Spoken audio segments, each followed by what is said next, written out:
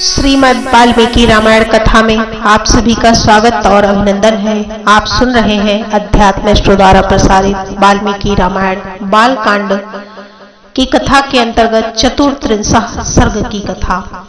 34वें सर्ग की कथा की विषय वस्तु है गाध की उत्पत्ति, कौशिकी की प्रशंसा। विश्वामित्र जी का कथा बंद करके आधी रात का वर्णन करते हुए सबको सोने की आज्ञा देकर शयन करना। क्रतोद्वाहे गते तस्मिन् ब्रह्मदत्ते च राघव अपुत्रः पुत्रलाभाय पौत्रीम् इष्टिं कल्पयतु। रघुनंदन विवाह करके जब राजा ब्रह्मदत्त चले गए तब पुत्रहीन महाराजा कुशनाभ ने श्रेष्ठ पुत्र की प्राप्ति के लिए पुत्रेष्ट यज्ञ का अनुष्ठान किया। इष्टयां तु वर्तमानायां कुशनाभं महीपतिम् उवाच परमोदारः कुशो ब्रह्मसुतस्तदा। उस यज्ञ के होते समय परम उदार ब्रह्म कुमार महाराजा कुश ने भूपाल कुशनाभ से कहा, पुत्रस्ते सदृशः पुत्र भविष्यति सुधार्मिकः गाधिं प्राप्स्यसि तेन त्वं कीर्तिं लोके च शाश्वतीम्। बेटा तुम्हें अपने समान ही परम धर्मात्मा पुत्र प्राप्त होगा। तुम गाधि नामक पुत्र प्राप्त करोगे और उसके द्वारा तुम्हें संसार में अक्षय कीर्ति उपलब्ध होगी। एवमुक्त्वा कुशोराम कुशनाभं महीपतिं जगामाकाशमाविश्य ब्रह्मलोकं सनातनम्। श्री राम पृथ्वीपति कुशनाभ से ऐसा कहकर राजर्षि कुश आकाश में प्रविष्ट हो सनातन ब्रह्मलोक को चले गए। कस्यचित् त्वथ कालस्य कुशनाभस्य धीमतः यज्ञे परम धर्मिष्ठो गाधिरित्येव नामतः। कुछ काल के पश्चात बुद्धिमान राजा कुशनाभ के यहाँ परम धर्मात्मा गाधि नामक पुत्र का जन्म हुआ।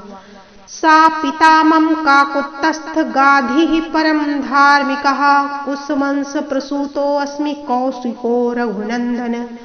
काकुत्स्थ कुलभूषण रघुनंदन वे परम धर्मात्मा राजा गाधि मेरे पिता थे। मैं कुश के कुल में उत्पन्न होने के कारण कौशिक कहलाता हूँ। पूर्वजा भगिनी चापि मम राघव सुव्रता नामना सत्यवती नाम ऋषि के प्रतिपादिता। राघव मेरे एक ज्येष्ठ बहन भी थी जो उत्तम व्रत का पालन करने वाली थी। उसका नाम सत्यवती था। ऋचिक मुनि को ब्याही गई थी। सशरीरा गता स्वर्ग भर्त्रारम अनुवर्तिनी कौशिकी परमोदारा प्रवत्ता च महानदी। अपने पति का अनुसरण करने वाली सत्यवती शरीर सहित स्वर्गलोक को चली गई थी। वही परम उदार महानदी कौशिकी के रूप में प्रकट होकर इस भूतल पर प्रवाहित होती है। दिव्या पुण्योदकारम्या हिमवन्तम् उपाश्रिता लोकस्य हितकार्यार्थ प्रवृत्ता भगिनी मम। मेरी वह बहन जगत के हित के लिए हिमालय का आश्रय लेकर नदी रूप में प्रवाहित हुई। वह पुण्य सलिला दिव्य नदी बड़ी रमणीय है। ततो अहं हिमवत्पार्श्वे वसामि नियतः सुखं भगिन्यां स्नेह संयुक्तः कौशिक्यां रघुनंदन। रघुनंदन मेरा अपनी बहन कौशिकी के प्रति बहुत स्नेह है, अतः मैं हिमालय के निकट उसी के तट पर नियम पूर्वक बड़े सुख से निवास करता हूँ।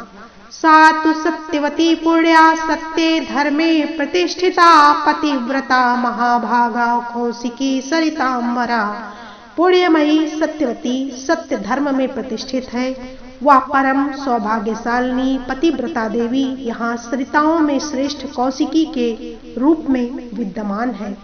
नियमासाद राम हित्वा तां समुपागतः सिद्धाश्रम मनुप्राप्तः सिद्धोऽस्मि तव तेजसा। श्री राम मैं यज्ञ संबंधी नियम की सिद्धि के लिए ही अपनी बहन का सानिध्य छोड़कर सिद्धाश्रम बक्सर में आया हूँ। अब तुम्हारे तेज से मुझे वह सिद्धि प्राप्त हो गई है। एषा राम मामोत्पत्तिः स्वस्य वंशस्य कीर्तिता देशस्य ही महाबाहो यन्मां तम परिप्रक्षसि। महाबाहु श्री राम, तुमने मुझसे जो पूछा था उसके उत्तर में मैंने तुम्हें सोनभद्र तटवर्ती देश का परिचय देते हुए या अपनी तथा अपने कुल की उत्पत्ति बताई है। गतो अर्धरात्रः काकुत्स्थः कथाः कथयतो मम निद्रामभ्येति भद्रम ते मा भूद विघ्नो अध्वनिः नः। काकुत्स्थ मेरे कथा कहते कहते आधी रात बीत गई। अब थोड़ी देर नींद ले लो, तुम्हारा कल्याण हो। मैं चाहता हूँ कि अधिक जागरण के कारण हमारी यात्रा में विघ्न न पड़े। निस्पन्दास्तरवः सर्वे नीलीना मृगपक्षिणः नैसेन तमसा व्याप्ता दिशश्च रघुनंदन। सारे वृक्ष निष्कंप जान पड़ते हैं, इनका एक पत्ता भी नहीं हिलता। पशु पक्षी अपने अपने वास स्थान में छिपकर बसेरे लेते हैं। रघुनंदन, रात्रि के अंधकार से संपूर्ण दिशाएं व्याप्त हो रही हैं। शनैर्विसृज्यते संध्या नमो नेत्रैरिवावृतम नक्षत्र तारा गहनम ज्योतिभिर्भासते। धीरे धीरे संध्या दूर चली गई। नक्षत्रों तथा ताराओं से भरा हुआ आकाश सहस्राक्ष इंद्र की भांति सहस्रों ज्योतिर्मय नेत्रों से व्याप्त सा प्रकाशित हो रहा है। उत्तिष्ठते च सीतांशु शशिलोकतमोनुदः हृदयं प्राणिनां लोके मनांसि प्रभया स्वया। संपूर्ण लोक का अंधकार दूर करने वाले शीत रश्मि चंद्रमा अपनी प्रभा से जगत के प्राणियों के मन को आह्लाद प्रदान करते हुए उदित हो रहे हैं। नैसानि सर्वभूतानि प्रचरन्ति ततस्ततः यक्षराक्षस संधाश्च रौद्राश्च पिसितासनाः।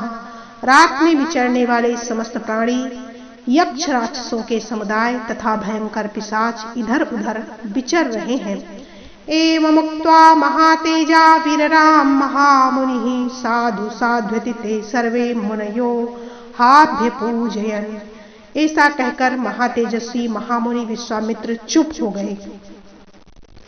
उस समय सभी मुनियों ने साधुवाद देकर विश्वामित्र जी की भूरी भूरी प्रशंसा की।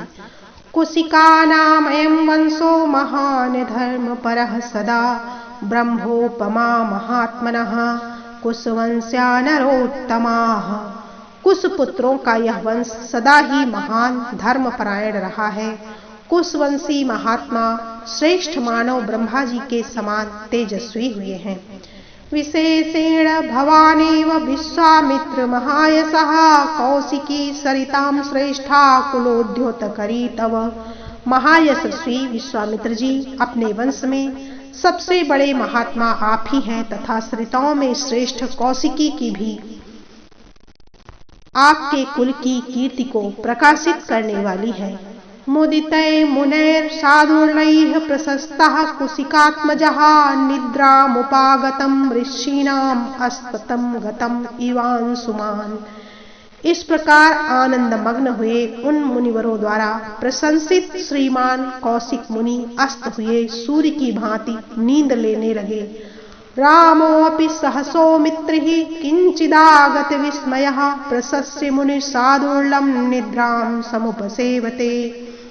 वह कथा सुनकर लक्ष्मण सहित श्री राम को भी कुछ विस्मय हो आया। वे भी मुनिश्रेष्ठ विश्वामित्र की सराहना करके नींद लेने लगे।